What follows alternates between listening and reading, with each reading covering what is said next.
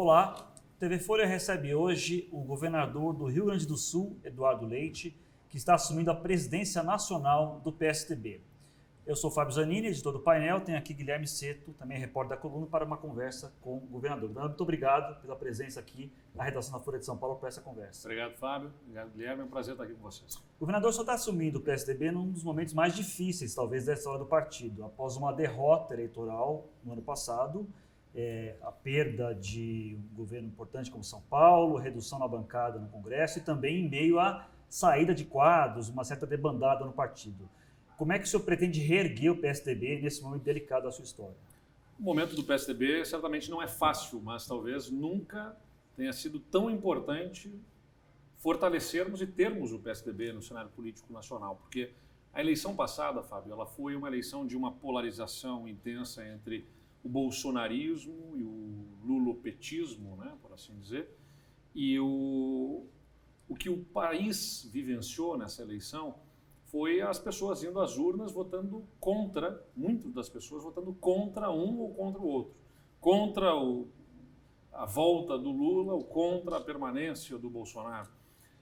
E uma eleição não é para votar contra, é para votar a favor de alguma coisa. Eu acho que a eleição tem que ser para as pessoas levarem os seus sonhos, as suas expectativas, as suas esperanças, votando a favor do futuro.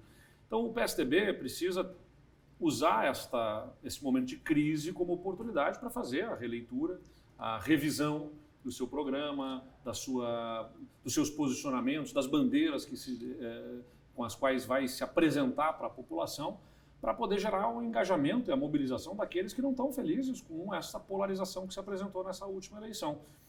É um momento difícil, mas ao mesmo tempo é uma oportunidade, porque as crises impõem essa situação de revisão, de reformatação, de reorganização que o PSDB precisa fazer agora. É isso que eu espero poder ajudar a liderar. Quando o senhor fala de bandeiras que o PSDB deve levar, o senhor pode citar quais bandeiras o partido, resumidamente, deve se concentrar? Basicamente, não são as bandeiras minhas individuais, são as bandeiras que o partido vai ter que discutir. Então, eu não anteciparia assim, algo, mas o que eu digo não basta o PSDB se apresentar, como não basta a qualquer partido no centro se apresentar como não sendo nem um nem outro, né? Não é nem Lula nem Bolsonaro. Bom, mas o que é? O que defende? Quais são as bandeiras que são erguidas e por que alguém deve estar com este partido e não com os outros? Isso é que o PSDB vai precisar saber fazer. Então, para além das questões fiscais, para além das questões de estabilidade econômica, que marcadamente foram as posições do PSDB, quais as bandeiras que melhor geram engajamento da sociedade e com as quais nos identificamos? Quais são as pautas, seja da sustentabilidade, as questões de diversidade, o que traduz o programa ideológico e as direções que o partido apresenta para o país e como é que a gente vai comunicar isso? Se o PSDB não promover esse alinhamento interno, ele não vai conseguir se posicionar com coerência nas diversas circunstâncias, como em vários momentos teve dificuldades, o partido rachou em votações importantes no Congresso, o partido não se posicionou de uma forma coerente em determinados temas ao longo dos últimos anos, e isso gerou, aos olhos da população, do eleitorado, ainda mais fragilidade para o PSDB. Então a gente vai ter que promover esse entendimento e, a partir desse entendimento, sabermos nos comunicar junto à população com as principais bandeiras.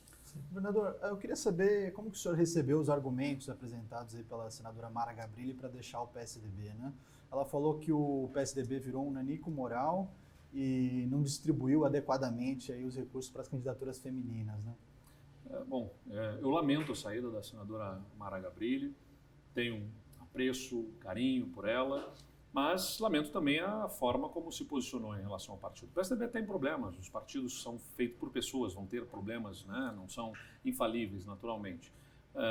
Agora, não tenho dúvida que o PSDB continua sendo, como eu disse, um partido necessário, porque não basta estar no centro, ele tem que ter posicionamentos em relação aos temas e tem que saber se apresentar à sociedade. Esse é um desafio que a gente vai ter que saber cumprir agora, né? Eu respeito o PSD, tenho respeito pelo Kassab, mas qual é a agenda do PSD para o Brasil também, né? Então a gente precisa ter esse entendimento de onde que há agenda, onde que há posição de um partido político, quais são os seus projetos, é o que nós pretendemos construir a partir de agora. Então, respeito que a senadora tenha encontrado outro caminho, mas ela teve o atendimento, até onde eu sei, com recursos para a candidatura a vice-presidente, que foi, né? Então, essas demandas, essas reclamações que ela fez, para mim, faltaram de forma objetiva quais são as críticas. O senhor quase foi para o PSD ano passado, né? Houve uma negociação, uma conversa. O senhor perguntou qual é o projeto do PSD para o Brasil. Naquele momento, o senhor chegou a ficar próximo do partido. É isso que eu estou dizendo, não é uma crítica. O PSD é nosso aliado lá. Eu estou chamando a atenção que os partidos que estão no centro, inclusive o PSDB, têm tido dificuldades de apresentar isso. Qual é a agenda clara, né? Um dos fatores que me levou a não fazer a opção de uma mudança de partido acaba se confirmando. O PSD está na base do governo Lula, né? Então, quer dizer, está na base do governo Lula e está também com o Tarcísio aqui no governo de São Paulo. Então, são posições ideologicamente, programaticamente muito distintas. Esta participação no governo Lula não é uma coisa que a mim, do meu ponto de vista ideológico, programático, respeito que eu faça a participação, talvez porque tenha outro propósito, mas não é a agenda que eu defendo. A agenda do Partido dos Trabalhadores no Executivo Federal não atende o que nós pensamos do ponto de vista de modernização da máquina pública, né? Não avançará em privatizações, terá dificuldades com concessões, tem uma pouca clareza da responsabilidade fiscal, não consegue apresentar claramente compromisso com redução do déficit, com redução de despesas dentro da máquina. Então, essas divergências, né, acabam nos afastando. Esse é o ponto objetivo. Governador, os senadores do PSDB, ao menos 2, declararam apoio à candidatura do Rogério Marinho para a presidência do Senado. O Rogério Marinho que é o candidato do Bolsonaro, do bolsonarismo, se coloca assim pelo menos. No passado, esses flertes do PSDB com o bolsonarismo sempre deram problema. O senhor não acha que... o senhor concorda com essa posição de ter apoiado o Rogério Marinho? E o senhor não acha que, de novo, uma aproximação com o bolsonarismo pode ser prejudicial ao partido? Bom, vamos lá. Eu sou governador de um estado, não estou presente nas negociações de votação dentro do Congresso para poder afirmar tudo o que está se passando e que se passou no caso das negociações para a presidência das casas. Mas o PT e o PL de Bolsonaro estão juntos para a Câmara dos Deputados. E nem por isso estão dizendo que o PT está associado ao bolsonarismo. No caso da eleição do Senado, se faz essa afirmação. Então, quer dizer, por que são 2 pesos e 2 medidas, né, nesse caso? Então, no final das contas, onde não está o PT é bolsonarista? Esta é a lógica. Então, ou por que não? Se o PT está junto com um candidato do PL, que o PL também apoia na Câmara, não é feito a mesma análise de associação PT e bolsonarismo. Na verdade, a eleição nas casas legislativas, pela experiência que eu tenho e pelas conversas que já tive, não só nesta eleição como em eleições passadas, dão conta que o que está realmente pesando nas decisões dos votos são os componentes internos, muito mais do que a disputa, a replicação da polarização nacional. A condução sobre os temas internos de administração do Senado, das pautas, do que foi engavetado ou que foi levado adiante pelo presidente Rodrigo Pacheco. Esses são os temas que os senadores mais utilizam como argumentos para o seu posicionamento.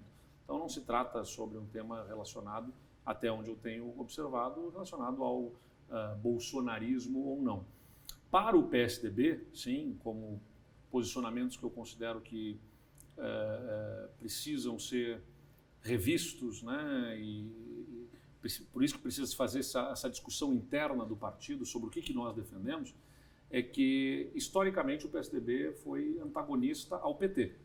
No momento que esse antagonismo passou a ser feito de forma protagonista, com o protagonismo do Bolsonaro, para muitos tucanos, se sempre foram contra o PT e agora quem era contra o PT era o Bolsonaro, logo se aproximavam do Bolsonaro, e não é assim que a coisa funciona.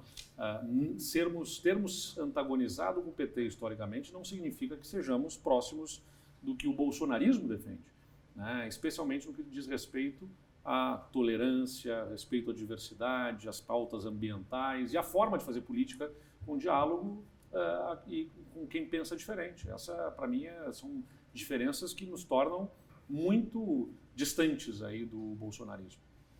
Governador, a terceira via não conseguiu encontrar um espaço ali entre o Lula e o Bolsonaro em 2022, né? O que leva o senhor a crer que pode ser diferente em 2026? Bom, temos que construir as condições para chegar lá apresentando justamente ao país uma alternativa a essa polarização. Tem vários fatores, né? Não sabemos nem se Bolsonaro volta a ser candidato lá em 2026 ou se Lula será candidato. Será uma outra eleição. E acho que a gente tem a oportunidade ao longo dessa jornada de 4 anos, ou na verdade 3 anos e meio agora, né, até chegar às próximas eleições, para, como eu disse, mostrar não apenas uma alternativa que não seja nenhum nem outro, mas que seja algo que as pessoas desejem. Esse é o nosso desafio. O PSDB e outros partidos no centro precisam constituir, se nós queremos efetivamente uma alternativa a essa polarização, para não estarmos votando simplesmente contra um ou contra o outro, algo que seja objeto de desejo da população. Mas o senhor acha que o PSDB pode retomar esse papel de opositor principal do PT, que já teve no passado? Quer dizer, tudo o que aconteceu, que envolveu o Bolsonaro e o bolsonarismo nos últimos tempos, né, a derrota eleitoral, os ataques lá em Brasília, podem, de uma certa maneira, ajudar o PSDB a se reposicionar como o principal opositor ao PT? Eu acho que sim, e acho que no sentido de oposição não destrutiva, não a que inviabiliza, ou que cria obstáculos simplesmente, mas a oposição qualificada, a que critica, que sugere alternativas, que faz um debate profundo sobre os posicionamentos do governo, as suas consequências, e que busca oferecer alternativa. Então esse é o diferencial. Talvez haja modelo de oposição que melhor satisfaça determinados grupos, simplesmente obstaculizando, sendo contra, desfazendo, tentando destruir aquele que governa e, consequentemente, gerando consequências, consequentemente gerando efeitos para a sociedade como um todo, né, negativos. E a gente não deseja isso. A gente quer ajudar a fazer com que o país vá melhor. Então não é uma oposição para destruir, mas sim para apontar as alternativas que o país mereça ver. Bom, o presidente Fernando Henrique falou uma vez algo que eu acho que é interessante. O centro precisa polarizar. Isso significa que não precisa deixar de ser centro, mas tem que ter posições que ajudem a população a entender o que é representado por este centro e que assim possam mobilizar, né, parcelas da sociedade em torno desta agenda que é defendida pelo centro. Senador, eu queria saber como que o senhor acompanhou ali a invasão às sedes dos 3 poderes, né, no 8 de janeiro. E, mais especificamente, queria saber se o senhor acha que o ex-presidente Bolsonaro contribuiu de alguma maneira para que isso acontecesse. Foi um fato lamentável, que precisa ser repudiado, foi rechaçado. Os governadores se uniram para estar juntos lá no dia seguinte com o presidente Lula, com os presidentes, com a presidente do Supremo Tribunal Federal, manifestando a sua solidariedade e, no final das contas, gera um efeito colateral, uma externalidade assim, positiva de gerar esse entendimento entre os diferentes líderes sobre as nossas instituições e sobre a nossa democracia. Então, eu tenho convicção de que a nossa democracia sai fortalecida pelo efeito, inclusive, do ataque que foi feito. Lamentável e que precisa ser investigado e dado consequência para as pessoas, não apenas as que participaram, como aquelas que financiam e que insuflam. Bom, e aí tem que se apurar as responsabilidades. Se não posso afirmar de maneira objetiva envolvimento do presidente, do ex-presidente Bolsonaro, seguramente posso dizer que, no mínimo, não cumpriu o que se esperava moralmente de um ex-presidente da República, mesmo no exercício da função, ainda logo depois das eleições, de buscar apaziguar, né, os ânimos, de buscar gerar na população, pela responsabilidade como presidente da República, o entendimento de que processo eleitoral tinha se findado, que tinha um eleito e que há que se reconhecer a legitimidade deste eleito e que se terá oportunidades para exercer a oposição no parlamento, na liberdade de crítica, via imprensa, via movimentações, mobilizações. A democracia é isso, a democracia é quem ganha a eleição, governa, sabendo que existem espaços para o contraponto, para a oposição, que vai ser utilizado em várias instâncias, inclusive judicialmente. Mas não se pode ter atentados contra as instituições e a democracia. E quem perdeu tem a oportunidade de se apresentar daqui a 4 anos. Então, no mínimo, né, o que se espera moralmente de um ex-presidente da República, que foi escolhido em um outro momento e que teve agora milhões de votos, é que ajude o país a percorrer os seus caminhos de forma serena em direção ao futuro, né? E ele não cumpriu com essa função. E merece as investigações sobre um objetivo envolvimento ou não. Governador, como é que o senhor vai conciliar o seu papel administrativo de governador de um estado importante como o Rio Grande do Sul, que tem que ter uma interlocução com o governo federal, com o seu papel de presidente do PSDB, que tem um papel político de oposição a esse mesmo governo Lula com o qual o senhor vai ter que se relacionar como governador? Alguns dos seus colegas com quem eu conversei no partido acham, inclusive, que é incompatível, as assessores são incompatíveis. O senhor acha que dá para compatibilizar os dois Eduardos Leites? Não, só existe um Eduardo Leite, não tem dois. Então, eu acho que o segredo, né, para isso é justamente ter coerência de fazer a oposição de forma elevada, republicana, sem buscar inviabilizar o governo. Se fosse para encarnar um outro papel, nem mereceria a minha participação, porque não é a forma de fazer política que eu acredito. A forma de fazer política na qual eu acredito é que quer melhorar a vida das pessoas, não é que quer se tornar a vida das pessoas insuportável. Eu tenho divergências do ponto de vista ideológico e programático com o PT e com o presidente Lula e com o governo que ele virá a fazer, ao que aparenta na economia, mas eu não gero suspeitas sobre as suas intenções, porque o grande problema da política no presente, ela é de que o debate político está muito mais centrado em tentar convencer a sociedade sobre más intenções de um adversário. Ele está fazendo isso, para aquilo, com tal intenção, é para dar golpe, é para isso, é para roubar, é para não sei o quê. Ou seja, não se discute objetivamente as propostas e o conteúdo e os efeitos de uma plataforma de governo. O que se discute é a intenção. Eu não desconfio das intenções do presidente Lula. Eu acho que são genuínas e até sinceras e preocupadas com a vida das pessoas, só que acho equivocadas. Por mais que seja legítima e honesta a intenção de promoção social, de inclusão, e eu também tenho essa mesma preocupação, também quero um país que inclua socialmente, que melhore a vida das pessoas mais pobres, e entendo que ele procura caminhos que gerarão efeito contrário, porque se de um lado vai gastar mais com programas sociais que aparentemente gerarão inclusão, de outro lado não está apontando as devidas contrapartidas em cortes de gastos e despesas para poder sustentar esse aumento de despesas. E, consequentemente, o que se prenuncia é uma pressão inflacionária ou um desequilíbrio fiscal que promoverá perda de credibilidade do país e que fatalmente levará a aumento de juros que vai consumir o orçamento e que vai, ao que tudo aparenta, percorrer um caminho semelhante ao que Dilma percorreu, gerando a maior recessão da nossa história, que piorou a vida das pessoas, gerando desemprego e incapacidade de investimento. O PSDB vai ser oposição, então? Ou independência? É uma oposição de forma responsável. Né? Como eu digo, se não é a oposição que inviabiliza, não é para ficar obstaculizando, evitando votações, não é para atrapalhar o governo, mas é que se posiciona sobre os temas e apresenta alternativas. É isso que a gente quer fazer.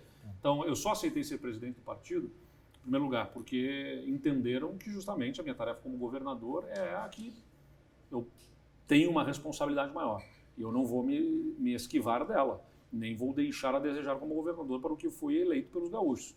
Então, eu estabeleci que só poderia assumir em fevereiro, não tinha como eu queriam que assumisse lá em novembro, mas não tenho a mínima condição, estou fazendo uma transição de governos, montando equipes e é a minha prioridade. assumo em fevereiro, e é para ajudar a promover a discussão interna, e depois ali na frente vamos fazer uma convenção, nem sei se serei eu que ficarei, depois eu vou coordenar um processo de revisão de bandeiras, de agenda do partido, e aí depois vamos definir quem é que conduz o partido nos próximos anos. Governador, eu queria saber se o senhor pretende se candidatar a presidente em 2026. Olha, Isso é fácil, hein? Essa é fácil, Pergunta né? fácil para fechar aqui. Vamos lá, eu digo sempre, vou reforçar, perguntar isso para alguém que já foi prefeito e governador de um estado, agora reeleito, é como perguntar para um jornalista que esteja num jornal no interior, você quer trabalhar na Folha, você quer trabalhar num grande veículo, né? É natural, é legítimo a aspiração. Querer ter essa oportunidade é o ápice de uma carreira em que a gente se propõe a servir à sociedade. Mas eu tenho absoluta consciência e compreensão de que a política é muito dinâmica e que sabe-se lá qual será a circunstância que teremos lá em 2026. Talvez a população esteja procurando outro perfil de candidatura, e se houver um outro perfil de candidato que atenda ao que eu penso para o país, né, que é não precisar optar entre um programa econômico que se aproxime do meu ou uma política de inclusão social, quer dizer, levando ao extremo aquilo que a gente vê na diferença, que tentam sintetizar absurdamente a esquerda e a direita no Brasil, a esquerda é preocupada com o social e a direita é preocupada com o econômico, como se as coisas fossem distintas, como se as coisas fossem incompatíveis. E eu defendo justamente uma visão de Estado moderno, que revê os seus gastos, que passa para o setor privado a operação de determinadas políticas que hoje estão exclusivamente na mão do Estado, e que a gente faz concessões, privatizações, e dá para fazer essa modernização sem ausentar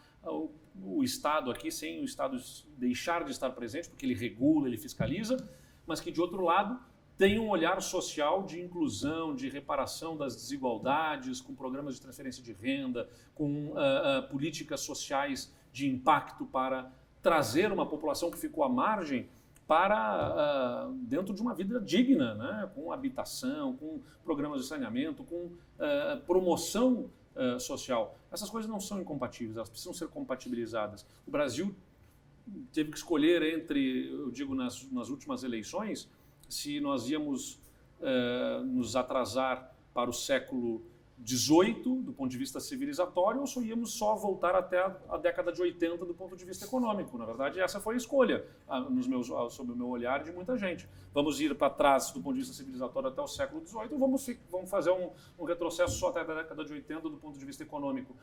Eu acho que a gente precisa sair dessa. Então, eu vou buscar ajudar lá em 2026 a constituir força no centro. Se o meu nome ajudar a aglutinar para uma candidatura, perfeito. Mas se não for, não tem problema, vamos ajudar outra pessoa que possa capitanear um projeto de sensatez, equilíbrio, moderação e com uma visão moderna sobre o papel do Estado, mas sensível também do ponto de vista social. Perfeito. Governador, muito obrigado pela entrevista. Até uma próxima oportunidade. Obrigado a vocês. Obrigado a vocês que nos acompanharam. Até a próxima.